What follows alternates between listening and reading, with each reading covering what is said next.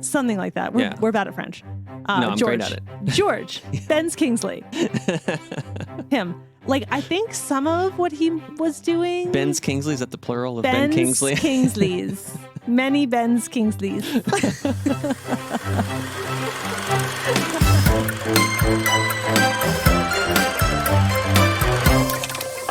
Hello and welcome to Steam Powered Movies. I am Mike, one of your hosts, and I'm here with my other host. Hello, my name is Dana Fraedrich. I am a steampunk and fantasy author. I'm an educator. I'm a creator. I am obviously an author, because I said that part. Yes, you do all those things and several more, including this podcast, where we talk about a steampunk film that we just watched. I just now realized I've never mentioned podcaster in my particular litany of things that I do. Well, it's got to go in your bio now. Apparently, professional podcaster. All right, I got to update my bio now. Podcaster of things. Mm-hmm. Yes. And today for podcasting, no, I'm just saying podcast a lot because it sounds weird. Podcast. Anyway. Podcast. So for this podcast, Steam Power Movies, we watched the steampunk film from 2011 called Hugo. It was directed by Martin Scorsese, featuring a very young Asa Butterfield and Chloe Grace Moretz. There was also Christopher Lee, Ben Kingsley, Sacha Baron Cohen, and some other people. This movie had such a big cast list. Yeah. It's like, oh, Ben Kingsley. Oh, hello, Christopher Lee. Hello, everyone. Like, just real legends. Yeah. Yeah. I stopped there. I was like, wow, that's a lot of names. That's too many names. So that's what we watched. And now we're going to talk about it. But first, we have some housekeeping items. Just some announcements to share with you all. First, Dana is going to tell us about some events she has coming up, in case you want to meet her, see her other things that she creates, buy some books. So we're so bad about this. Like, we always forget to include my events, which I do literally on a monthly basis, and I travel around. So if you would like to come and say hi, please do. This month here in the year of our Lord Kitten March, so the 1st and the 2nd of March, I will be at the Huntsville Comic Convention at Low Mill Arts and Entertainment. That is not to be confused with the other Huntsville event, which unfortunately I will not be at this year due to a scheduling conflict. But the one at Low Mill, 1st and 2nd of March, I will be there. It's an extremely cool building. It's so fun. Please come out. Please support local artists like myself. And yeah, it's a great time. It's such a cool place. Yeah. So if you're listening to this on the day the podcast comes out, go there right now. Yeah. Or tomorrow. Yeah. Huntsville. Yeah. It's great. It's a great city. And then also in April, I have on the weekend of the 13th, I have the Chicago Steampunk Expo at the Hyatt Regency Schaumburg in Chicago. Don't worry, you don't have to drive through downtown because Schaumburg is kind of on the outskirts, so you can avoid all that horrible traffic. You're welcome. And then the week after, I will be at the Telltale Steampunk Festival at Delta Hotels in Baltimore Hunt Valley. So you can Google any of those events, you get some details, get tickets, all that kind of stuff. And there you go. They're going to be great. I'm going to be there. Other people are going to be there. Very cool people, all of us. So come and say hi. Yeah, check it out. And our other announcement is another way that you can say hi. Mm-hmm. We are now launching a Steam Powered Movies Discord. Woo! Applause! Yeah, there's going to be a link in the description of this podcast. And join it. Come hang out with us. You can come talk about episodes, past, present, and future. You can come make suggestions. Another way you can make suggestions directly to us in the Discord. We'll be there. We'll be chatting. We'll be checking it out. Or if you just want to talk about other films or just chat, it'll be a great place for that. Really looking forward to finding out who you people are who are listening to our voices stream out across the internet randomly. So yeah, join the Discord link. Check it out. Hang out with us. Look forward to it. Now, on to the film. On with the show! So this film was directed by Martin Scorsese, the same person who brought us Goodfellas, Taxi Driver, The Departed, very serious crime, gritty films. And now this film, whatever you want to call it, More whimsical. I feel like you have opinions about this film, but we'll get to it because we turned off the TV and you had such like a look about you.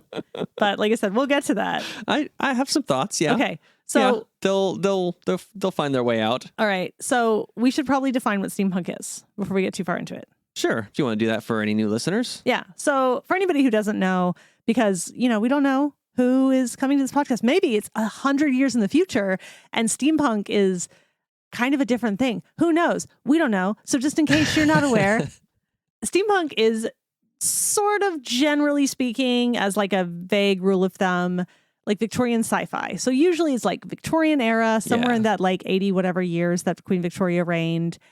And it's got like sci-fi type elements, not like, spaceships and stuff generally, but you'll have gadgetry that is either steam powered or clockwork powered. Things like that. Lots of gears, lots of steam. Totally. Probably an airship, maybe an automaton. There you go. Yeah. I see what you're doing. See what I did there? Mm-hmm.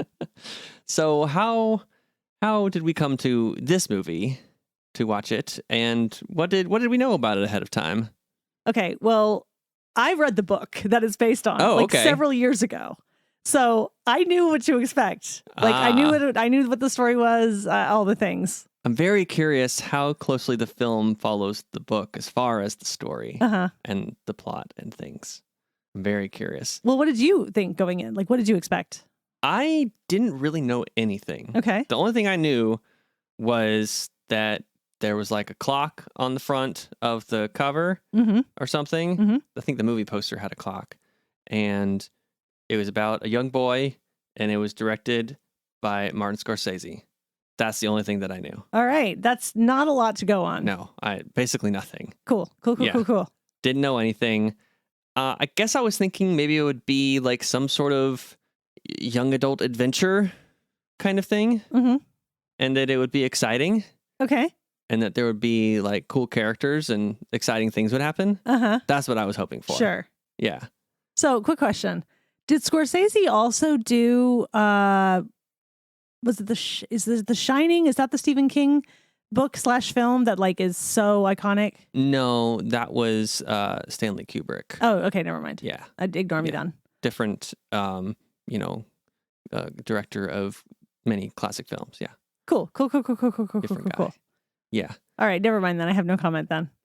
I don't really think I'm that familiar with Scorsese beyond like just hearing his name a lot. Like I saw Goodfellas and did not enjoy it. Mm-hmm. I don't think I've seen any of the other movies that you mentioned. Yeah.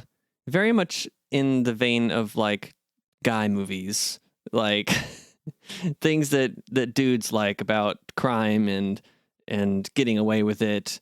And I don't know, that kind of stuff. Cool. Yeah. Sounds great. And he has been thought of as like one of the great American directors for a long time, but he never won an Oscar until The Departed, which was, I guess, now like mid 2000s or something like that. Okay. He'd been making movies for like a long time before he got that Oscar, which I think Departed is a good film. I don't know if it's like one of the best ever or anything, but it's good genre film about crimes and heists and backstabbing and plots and stuff. Is that the one where like people are just shouting at each other about like, did you know she was a cop? Is that the one? It might be. I mean, it's got Mark Wahlberg in it and he plays Boston accent cop. Yeah. Oh, okay, cool. By the way, that Boston accent of mine is flawless. It's perfect. No notes. Thank you. We might have more accents in this episode. Really? Get ready. Oh, cool. Yeah. Yeah, make it interesting. So what is steampunk about this movie, Hugo? Besides the very first shot of the film, which is gears. Oh my gosh. And it opens with the sound of a steam train pulling in. Okay. Yeah. And a lot of gears on the screen. Yeah. A lot of gears, a lot of clockwork stuff happening. There's the clockwork automaton. Mm-hmm. There's a lot. Honestly, I'm gonna come in early here on the rating and say this might be peak steampunk. Really? Yes. Huh. Now I realize, okay, so I didn't really say it in the film, but in the book it mentions it's set in 1931. Okay, that's one of the things I was trying to land the time period on it. Uh-huh. because at the beginning I was thinking, oh, probably like late 1800s with all like the steam trains and the clockworks and stuff. And then there was a scene where they went to the movies. And I was like, wait, what?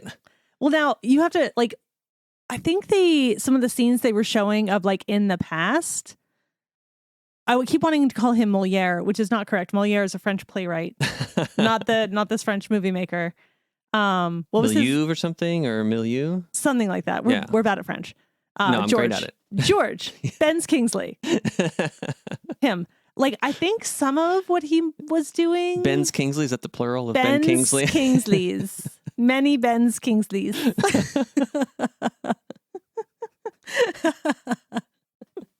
He has a decidedly difficult to pronounce name. Sure. Ben Kingsley. You kind of have to stop yourself. Ben's Kingsley. Anyway, we've gone on about that too long. So, or is it the luxury brand? Ben's Kingsley, like a Mercedes. Oh, maybe it is. Yeah, that's it. It's Mercedes-Benz Kingsley. Yeah. Anyway, yeah, no, now that you mention it, never mind. I take back what I was about to say, because I was going to say, oh, maybe some of like the stuff he was doing for movie making was in like the late 1800s, but like he mentioned the war came.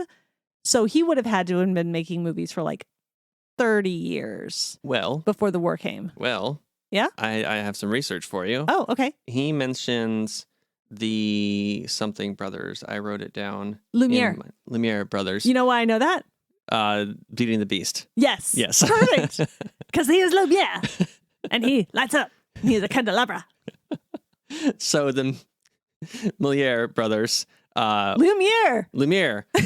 Moliere's the French playwright. I put it in your head. We're great at French. We're the best at French. So they came out with their first film in 1895. Oh, okay. So yes, that would have I think that kind of tracks with what I was thinking. I was like, when they showed him making movies, he was younger. So if that was 1895, I was thinking probably like 20 to 30 years later.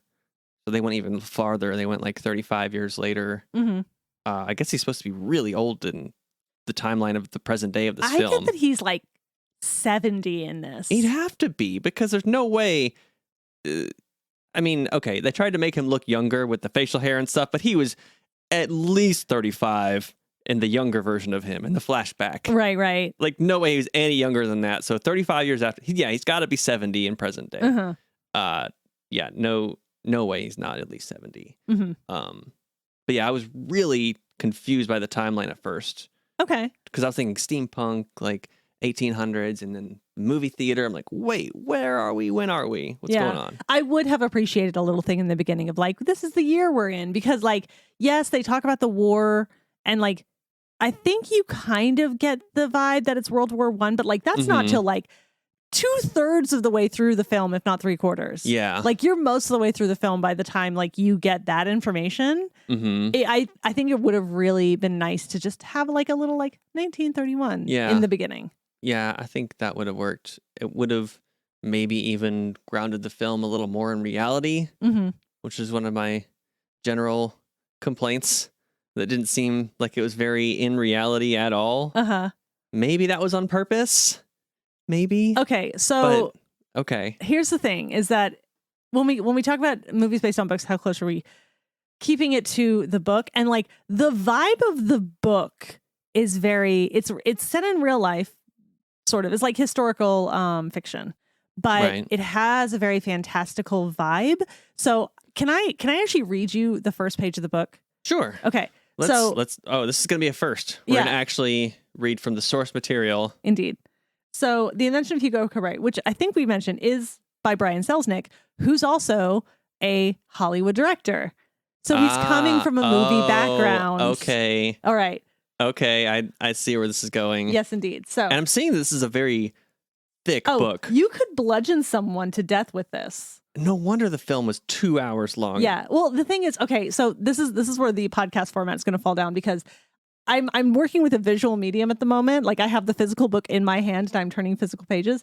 There are so many illustrations in this book. I would say this book is quite possibly like twice as many illustrations as there are actual word pages. Oh, wow. Yeah. So it's meant to be extremely visual. But the first page, a brief introduction. The story I'm about to share with you takes place in 1931, under the roofs of Paris. Here you will meet a boy named Hugo Cabret, who once, long ago, discovered a mysterious drawing that changed his life forever. But before you turn the page, I want you to picture yourself sitting in the darkness, like the beginning of a movie. On screen, the sun will soon rise, and you will find yourself zooming toward a train station in the middle of the city. You will rush through the doors into a crowded lobby. You will eventually spot a boy amid the crowd, and he will start to move through the train station. Follow him, because this is Hugo Cabret. His head is full of secrets, and he's waiting for his story to begin. Okay, this is making the film make more sense. Yes. If I had read the first page of that book, I probably would not have wanted to watch this movie. Oh no! Oh no! Why? Well, I feel like when we get into this, it's going to eat up the entire meat of the podcast. Was there any other things about this movie that were steampunk too? You said it was peak steampunk. I think so, personally. So we had all of the gears all the time. We're basically inside the clock for half the movie. And we're seeing all of these little mechanical things that he is repairing, like the little wind up mouse. He is repairing the automaton throughout the film.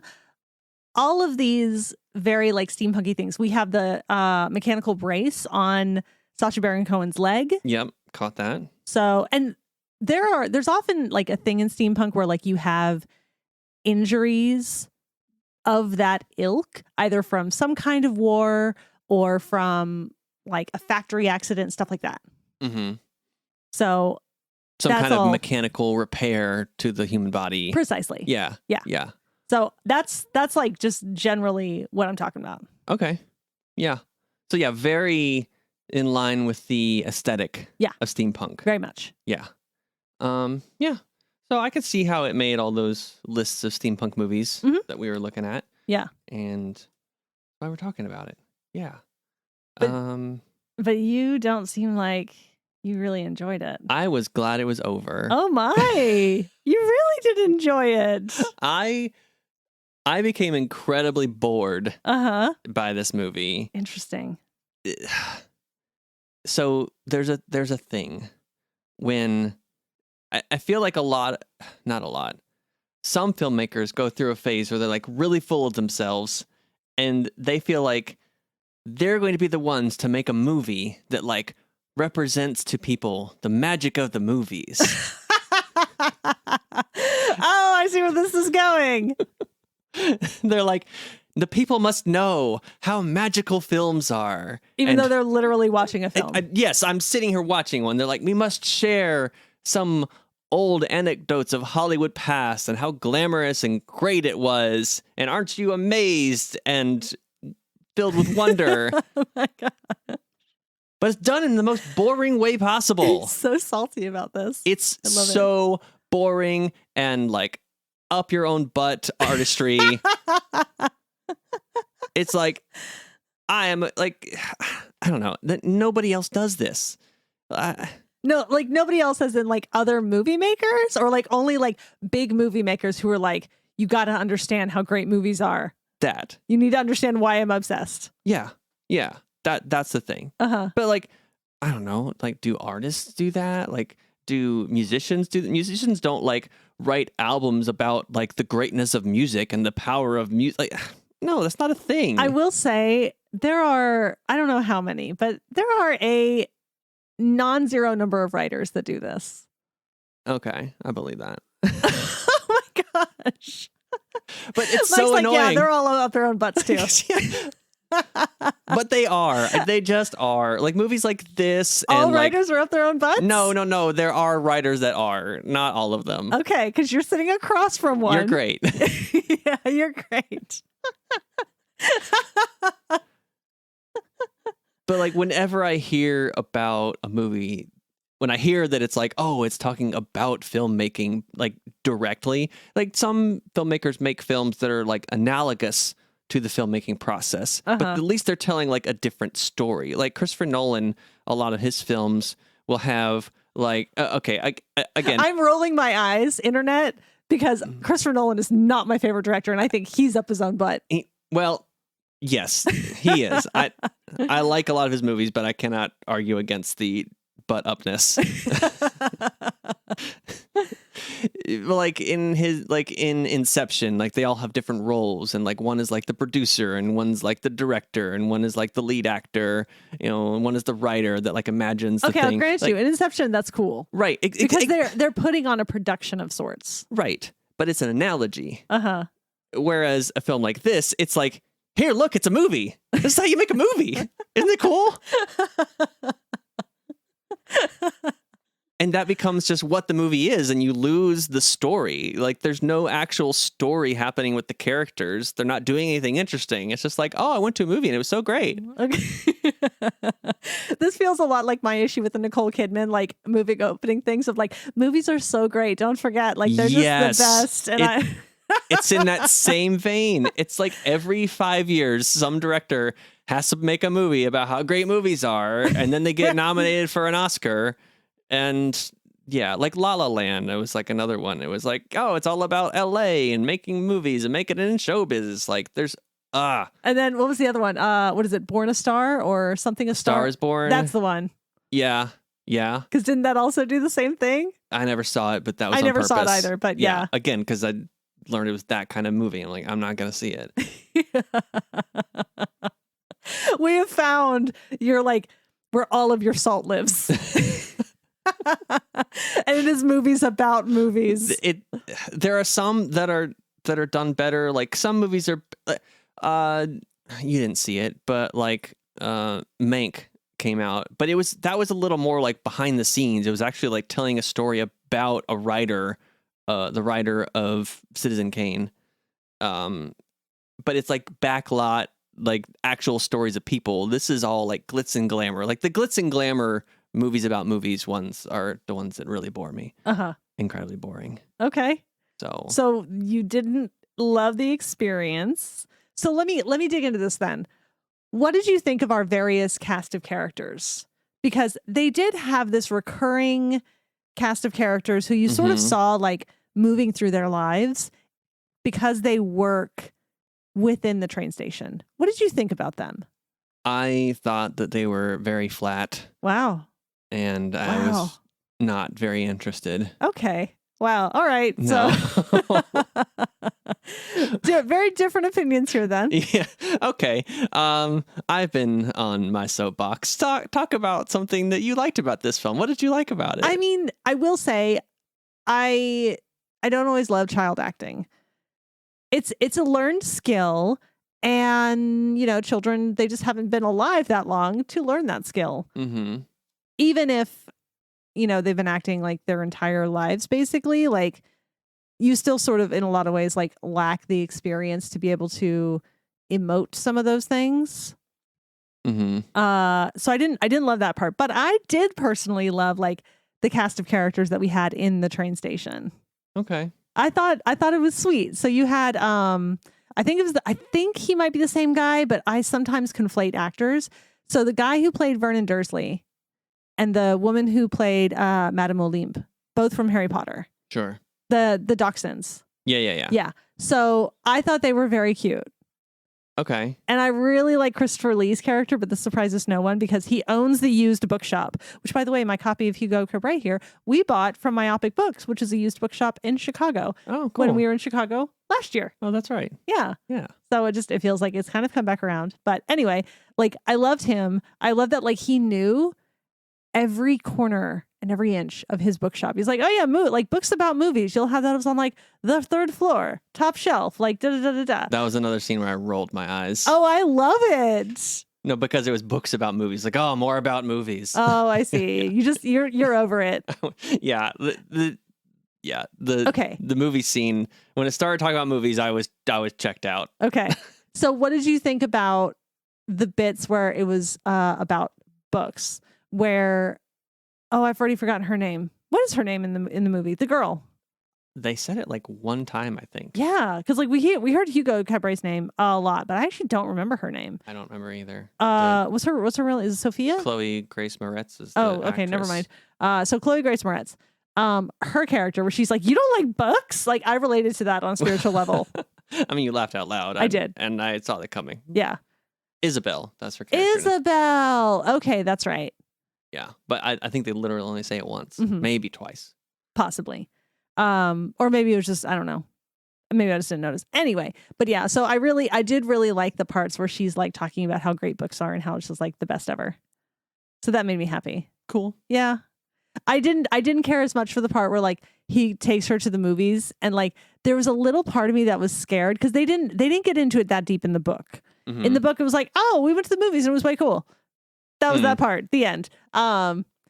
But in the film, because they did kind of get into it more, I sort of worried that she was going to be like, oh, I'm a movie person now instead of like a book person. Oh, I see. I did worry about that, but that didn't really happen. So I'm pleased about that. That's good. Yeah. Yeah. Wow, you really don't have much on this, do you? No, You I just- mean, all of my notes are negative. Oh, pretty much. no. Okay. Well, I'm going to talk about a couple of things that I found very funny. Okay. Okay. So, first of all, this movie does that classic thing, and I don't know why movies do this, but like where we are in Paris, everyone is French, and we all have English accents. Yeah. Like everyone is English Mm-hmm. in this movie set in Paris, and they're all supposed to be French. Yeah. There are French actors, you know. Where? They're there. I'm sure they're there. Somewhere in France, I guess. I Yeah. guess so, because I assume that's where they live. Yeah. Not where this movie was made. This movie was made on a green screen in LA. I mean, yeah. Yeah. But I just, it like constantly baffles me because it happens all the time. Like you never have like American actors playing French people, like with an American accent. Hmm. You never have them playing German people, because sometimes you'll also have German actors, but being played by English actors, or like German characters played by English actors. Yeah. No, you're right. But you never have that with American. And I don't really know why that's a thing, but it is. It just is, like across the board. Yeah. Well, because people don't want subtitles. Uh-huh. So you can't have them speaking French. Well, yeah. But they have to sound European. Well, they didn't do it in Inglourious Bastards. Mm-hmm. They had actual like French accented folks doing like the parts for the French characters. Yeah. I don't know if they were actually French, but that's what they like Christoph Stoltz, who now plays like every German character. Yeah. Christoph Waltz. Oh, sorry, whatever his name is. Yeah. Did he play a character called Stoltz in a different film? I don't know. I don't remember. That sounds like a thing, but I don't know. I could just be, I don't know, pulling that out of nothing. I mean, yeah, that movie also tried harder though. So it's better. That's debatable. I enjoyed this movie more than Inglourious Bastards, but I don't like Tarantino like at all. So yeah, I will give you though, there were some very fun parts in Inglourious Bastards. I just overall didn't like the film. Fair enough. You know. So also some fun things. I got some very Left Shark energy from those lobsters when we did the flashback to like they were doing like the Under the Sea movie with like the mermaids and stuff. Oh, and they had those guys like walking around in like big lobster outfits. Yeah. Some very Left Shark energy. Okay. I really wanted one of them to just start dancing. Yeah, probably not going to happen, but fair enough. It was a thing in my head and it gave me joy. So also, fun fact. So, you know, in the dream sequence that Hugo's having where like the train can't stop Yes. and it like crashes like through the train station and out the window. That's a real event. Really? That really happens. So the podcast format is going to fail us. So She's folks, picking up the book. I'm picking up the book. I'm going to show a page that I bookmarked in the book. Google like French 1800s train accident or like France 1800s train accident and do an image search because it's unreal. Like this photo. We have an actual photo of it. I'm showing it to Mike. She took the bookmark out. Thank you. She's opening the book, turning it to face me. Oh my gosh. Now I can see a black and white photo covering the left and right hand side of the book, showing a... This is it. This is the future of movies. This is how all movies are going to go forward into the future. A man in a dimly lit room describes the pictures to you. With no visuals. Yeah, so it's covering both sides. It's a picture of a train that has fallen out the front of what looks like a train station. Yeah, it actually looks a lot like the miniature set that they filmed for the movie. Yeah. Which I know is on purpose because it's in the book. It's in the book, yeah. So if you've seen the movie, you've seen the picture. Pretty much. No, you have not seen the picture if you've seen them. Don't do that. Go Google the actual historical record. It's crazy. It's very close. But yeah, the train engine is like tilted out the window with the nose on the ground and the back end still in the building halfway. And yeah, it looks fake, to be honest. But like this is a real disaster that happened. Okay. Yeah. Yeah. Funny enough, they did not mention if there were any fatalities in the children's book about it. So. Oh, okay. Yeah. So I couldn't tell you like about that part. Yeah, we don't know how serious it was. I was at first annoyed and then confused and then like, oh wow, that's a dream. I actually forgot that he had a dream sequence in the book. So I wasn't expecting the film. And then I was like, why is he being so dumb? Yeah, no, like, same. He's just sitting there. Yeah, I wasn't frightened for him. I was like, why is he being dumb? Yeah. Stop being dumb. And then I was like, oh wait, it's okay. It makes sense. Cause like we all know, like in dreams, we do weird stuff. Like internet, we have well established in this household that the dream Mike who lives in my dreams is such a jerk. Yeah. For some reason, the Mike who lives in my dreams is awful. Yeah, I've heard quite a few things about Dream Mike. So, like that's just how we be in dreams. We're just not many weird of them dreams. good. Yeah. And then also the skeletons in the old movies as well. Mm-hmm. They were giving me David S. Pumpkins energy. Oh, yeah. Like I was seeing them like kind of dance around and stuff. Right. And I was just thinking like David S. Pumpkins. And then it would like play the song. Any questions? Lots, yeah. Okay, here's something that I liked. I liked the part where the kids ran into the security guard that was hunting him very poorly the entire film. And the security guard didn't recognize him because he was wearing a hat. Uh-huh. And then they wanted to end the conversation, so the girl starts quoting poetry at him. I mean, it would probably work. Yeah, no. That's made me want to leave a party in real life so fast, and you abandoned me. Oh, yeah. I will never let it go. So. Yeah, it's a great way to end a conversation with me, to start reciting poetry.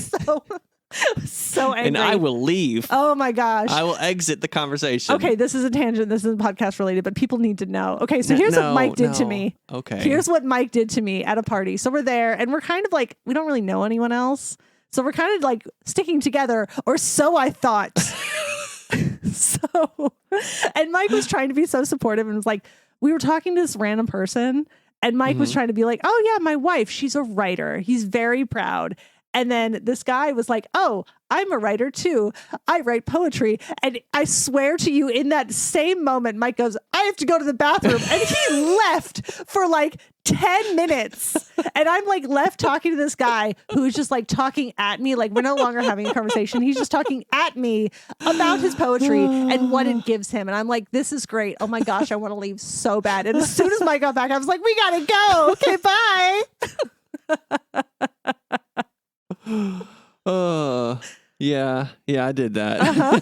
Yeah. You know what? No regrets. I did not want to be part of that conversation. Sorry about your luck. Anyway, we digress. Yes, we do. Yeah, quoting poetry will definitely get people away from you. Mm-hmm. It's a tried and true, tested method of doing that. Yeah. Yeah. So tell me, Dana. Okay. In the book, did it go like this? So the movie was just so disjointed to me. In the beginning, there's the thing where the very first scene where Hugo is very, very poorly trying to steal a thing off of Ben Kingsley's counter. Mm-hmm. He's just walking up right in front of him in broad daylight. Mm-hmm. He's like, I'm just gonna walk up and try to take this. And then Ben Kingsley is mean to him and calls him a thief. Apparently he had seen him thieving pieces and stuff before. Anyway, they have this whole thing. He loses his notebook. Yeah. And the kid is like begging for his notebook back. I need my notebook that I can repair a thing. He takes like half an hour to tell Ben Kingsley why it's important to him so that the movie could be longer, I guess. You could tell he's a huge fan. But then he has a conversation with Ben Kingsley about if he fixes enough things, then he'll get his notebook back. I didn't see him get the notebook back. He never did. Okay. Just want to clarify that because I was sort of not paying attention for large stretches of this film. Uh-huh. So then without the notebook, he goes ahead and fixes the automaton. And then just magically the girl has the key. Yes. Okay. I knew nothing earned there at all. I absolutely knew you were going to pick up the movie up on this. Like, I was thinking about it while watching, like, Mike is absolutely going to call this out. Yeah. Okay. Yeah. I think, and maybe it's like a Hollywood thing. Maybe it's a very French thing. I don't know. But it's one of those storylines. And I will say, it's not my favorite kind of storyline either. Because as you say, it doesn't feel super earned. But it's one of those stories where like, oh, this is fate. Everything is working out the way it's supposed to because destiny. And the book is the same. The book is the same. And I also do not find it super satisfying. No. So, but sometimes that's how a story be. It's just how it goes sometimes. I thought that maybe at the end you would find out there was some sort of connection between like his late father and Ben Kingsley or something. So they were connected in some way. Uh-huh. And that's how they met up or how they managed to be in close proximity to each other. Uh-huh. So that they could meet up. Because obviously the automaton belonged to Ben Kingsley before. Uh-huh. And that's why his family had the key. I guess they just kept that as a keepsake. I don't know. But yeah. But then the thing about the notebook, he was like, I need my notebook. So we're led to believe that up until the events of this movie, he had the notebook and didn't fix the automaton. And then he lost his notebook and then he fixed it. Uh-huh. That makes sense. I mean, yeah. It feels a little like a red herring, but not like a good red herring. Mm-hmm. Kind of, because like it was actually like a really meaningful thing. Like it belonged to his dad, who is now dead. Yeah. Like, which, by the way, as soon as Jude Law came on the screen, I wrote Jude Law equals tragic backstory. Yes. Before it even got to it. Nailed it. Yeah. Yeah. He died in a very fake fire accident. I mean, but again, this is very much like a thing that happens in a lot of like young people's literature. Absent parents, usually dead. Mm-hmm. So one other main thing I want to talk to you about is the look of this movie. Go on. Which I know we're not experts or anything. Okay. But we watch a lot of movies. Okay. Or some amount. Sure. You could look at this film and you could tell that a lot of it was fake. Like a whole lot of the backgrounds were all like CGI. Mm-hmm. At least I was very aware. Like I did not notice that. I noticed the mouse. The mouse looked really fake. Oh, yeah.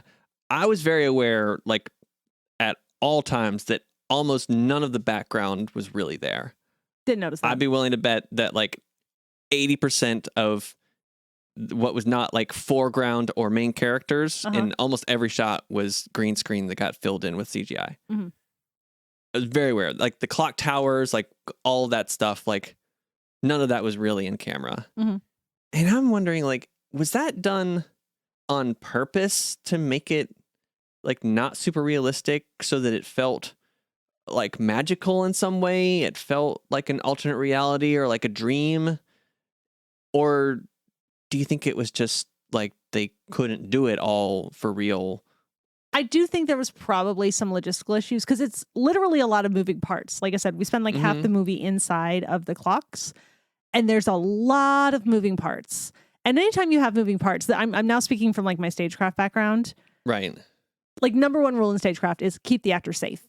And anytime you have moving parts, you increase the danger for actors. Like you could catch some hair in moving parts. You can catch digits or clothing in moving parts. Right. So it might have also been a safety issue. Yeah, but you don't have to do everything.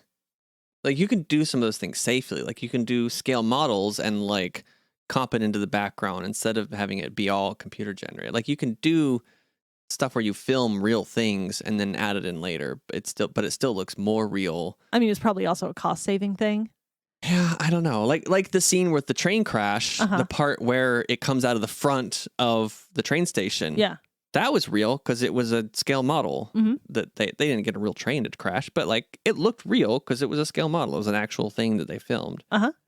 but I feel like most of the rest of the movie just like looked really fake. I didn't notice that so much, but I don't watch like Corridor Crew or any of these other YouTubers that you watch that really get into the nitty gritty of this. Yeah. So I didn't really notice that. So it didn't like take me out of it or anything. Okay. Yeah. Well, I wrote a summary of this film. What was the summary? I wrote all of the pretentious boringness of a quote unquote prestige film, but with child actors and tons of CGI. To be honest, I didn't understand like half of that. I don't know what counts as a prestige film. There are films I like and films I don't. That's what I have. I don't know. It just had like the pacing and stuff of a film that's like, oh, I'm trying to be serious or something. I did find the pacing quite slow. Yeah. And I'm not sure that this film will have appealed to children because of that. I think I'd have a hard time, yeah. And I actually prefer, we must always talk about like books versus the movie when a book is adapted. I definitely prefer the book to this because one, I can actually read this tome of a book in less time than I watch the film. Because again, it's at least half illustrations, if not more. Okay. And the illustrations are also just like of a very cool style. Like they're all pencil drawings.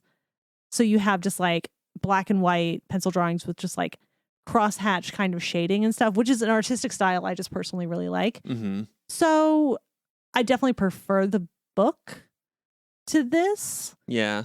I also think that because you are sort of being fed whatever the pacing is in a movie, and again, the pacing was a little bit slow. I can read a book faster if I want. If I want the action to go faster, I can just read faster. Yeah. Yeah, no, it just felt like it had that like slow plotting nature of a film that's trying to like set the scene of being very emotional and serious about the emotions happening, like trying to be Oscar-y or something like that. I don't know, but I felt like it kind of just fell in the middle of everything.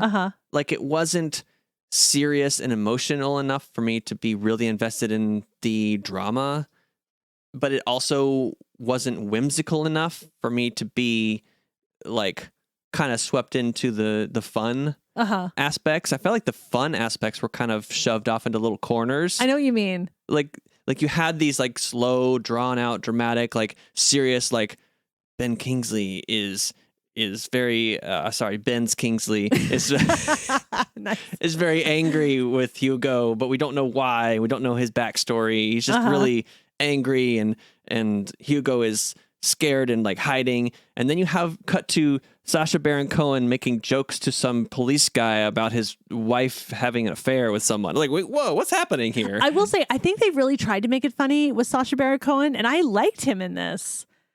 I don't always love Sacha Baron Cohen's particular brand of humor, but in this, I thought it was like okay, but it did feel disjointed because the rest of the film wasn't like that at all. Because Sacha Baron Cohen's in this, he had I'm just pluralizing everything. Oh my gosh, Sacha Baron Cohen. Oh my gosh. Okay, it's multiple Barons, however many Cohens. I'm sorry. I'm making more of this than it is. But anyway, so yeah, I really think had the rest of the movie had this same kind of silliness about it that his scenes did, I think it honestly would have made a better children's film. Yes, I agree. But I might have been more interested as well. Yeah, he sort of just gets like shoehorned in. Well, also at the same time, being supposed to be like the menacing figure. He is like the bad guy. Yeah. And this is a thing. It bothers me. It makes villains in children's entertainment so flat and unrealistic. Yeah. Because like, and this does also get into the whole steampunk theme of like class issues, where it's basically illegal to be poor and homeless. Oh, yeah. Yeah. Like, oh, you don't have a home to go to? You don't have parents? You're going to get locked up in the orphanage. Right. Here you go, kid. Like, I'm glad that was included. I kind of feel like it was glossed over a little bit. Like, hey, these are actual class issues. Like, if we're going to include them, let's include them. But anyway. Also, the kid had the great defense. He never pulled it out. He's like, who do you think's been winding all these clocks for so long? I know. I was waiting for that. I was like, dude, tell him that you've been doing the job. Like, you may not be officially employed, but you're doing the job. Yeah. So, anyway. Whole place is going to fall apart if you put me in an orphanage. That's right. Yeah, he never did that. People need to be on time where there's trains. Yeah. So anyway, Sacha Baron Cohen being a villain. Like, yeah, he like menaces children and like drags them away to be locked up until they're, an adult or whatever. But it's a very like yuck kind of character. Yeah. So it's sort of like undermines the danger. For sure. And also like, are we meant to be rooting for him when he's trying to get a date with Lisette, the flower girl? Yeah, right?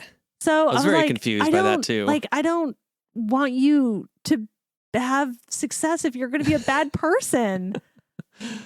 Right. So it was very like emotionally confused. Mm-hmm. And I mean, I kind of saw it coming that like he's going to end up not being bad because of this. Like it was kind of setting it up for like he's going to like change his ways or whatever.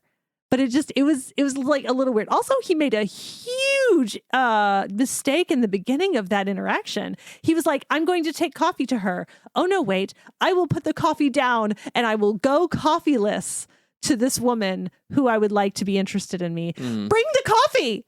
Always bring the coffee. Yeah. Seriously. Pro tip, everyone.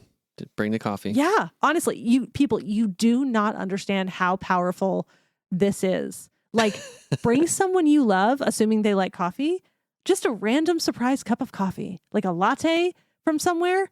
Just do it and just see their eyes light up. Okay. This is a pro tip, y'all. You can have this for free. You are welcome. Bring a friggin' latte to the person you care about. Yes. Do it. Indeed. For smart people. You know what smart people do? They rate movies? They rate movies. Hey, we're smart people. I got in one. So let's do what we do and rate this film. Okay.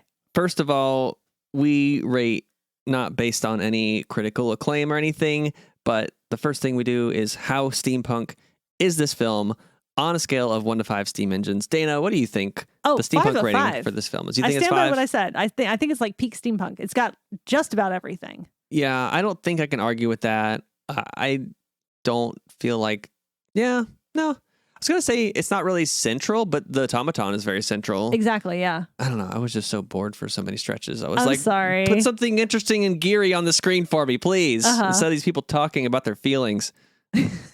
You do hate characters talking about their feelings. It's like one of your pet peeves in entertainment. Oh, they had that speech at the end where they were talking about their purpose, and like my eyes rolled all the way backwards in my head.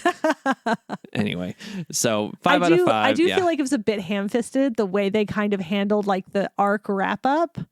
Oh yeah. Like I was just like, okay, I'm not gonna like I see what you're doing, like A for effort. Yeah. But maybe like a B minus C plus for execution. No, that fist was several pounds of ham. Yeah, absolutely. And on that note, the second rating we give is not how good we think the movie is, but how much did we enjoy watching it? Okay. What was your enjoyment level, Dana, for Hugo on 1 to 5 gears? I'm sorry. I'm going to give it, I really want to give it a 3, but I think I can only give it a 2. And the reason why like I said, I want to give it a 3. I can see what they were trying to do with this film, but this book already existed this film existed in a book form first. Yeah. I have the book. Yeah. I would rather just reread the book like 100 times over. I'd rather just reread the book than rewatch the film. I'm willing to bet that the illustrations in the book look better than the movie too. I mean, the illustrations are just beautiful. Yeah. So yeah, I'm going to say 2 out of 5. Sorry. Yeah. I'm going to rate mine on a scale of 1 to 5 top hats. And it gets a 1 because that's the minimum rating. So 1 top hat, 2 gears, 5 steam engines. Yeah. Okay. Yeah. They can't all be winners. An unenjoyable, very steampunk film. Yeah. According to us. Yeah. So, according to our own random opinions. So take that for what you will. Indeed. If you have your opinion, why don't you let us know? In the Discord, maybe. Hit us up in the Discord. There's a link in the description to this podcast, so you can join the Discord. You can talk to us. Tell us how great or awesome or terrible you think our opinions are. Join the Discord to do that. You could also hit us up on our socials. We are at SteamPoweredPod on Twitter. We are at SteamPoweredMovies on Instagram and Threads, where we barely ever post, but the accounts do exist, so you can hit us up there. You can go to steampoweredmovies.com for a list of episodes and more information. And we thank you for listening. Thank you so much. Thanks for hanging out with us. We will talk to you again next month with a new episode. Okay, bye. Bye.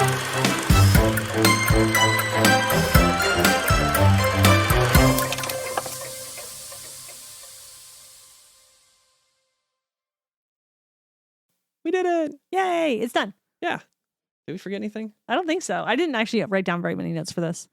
I didn't either. I have like 2 pages of notes and I wrote really big. I mean, I stressed how much I didn't like the movie, but like here, after the thing with poetry, I wrote boring in all caps. Oh and no! The next page, I wrote the thing about I thought I needed a notebook, and then boring, so dramatic, and then purpose speech, more eye roll. I do want you to be like a director for a play or something, and then like as people are like trying to act on stage, you just go boring, more eye roll. I was just like 45 minutes in, I was like, is it done yet? I'm sorry, man. Hey, but we did it. With it, like I said, they can't all be winners.